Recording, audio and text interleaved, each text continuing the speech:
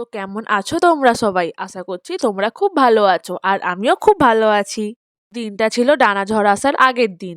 ওই দিনকার মা, দাদা, আমি আর হেম গিয়েছিলাম গোপলুর জন্য কোমর বন্ধনী কিনতে। আর সাথে কিন্তু আমাদের গোপলুও গিয়েছিল ওই দিন। আমাদের গোপলু সোনা এতই ছোট যে ওর মাপের কোনো কিছুই পাওয়া যায় না। আমরা জামাও খুঁজে পাই না আর ওর মাপের কোনো গয়নাগাটিও বানাতে পারি না। তো আমরা ওই জন্য ওকে সাথে করেই নিয়ে গেছিলাম যাতে ওর মাপ দিয়ে অর্ডার দিতে পারি যদি ওর মাপের কোনো কিছু না থাকে। লাকিলি আমরা ওই দিন গোপলুর মাপের কোমর বন্ধনীটা পেয়ে গিয়েছিলাম, কিন্তু গোপলুর হাতের বালা আর পায়ের মল পাইনি। তো আমরা গোপলুর কোমর বন্ধনী আর মায়ের হাতের মাপে একটা থাম্বরিং নিয়ে ওই দিনকার বাড়ি এসেছিলাম। আর ফেরার পথে আমি মা আর আমার জন্য একটা বাড়িতে পরা স্যান্ডেলও কিনে নিয়েছিলাম।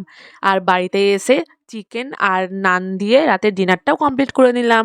তো আজকের মতো এতটাই, দেখা হচ্ছে পরের একটা মিনি ব্লগে।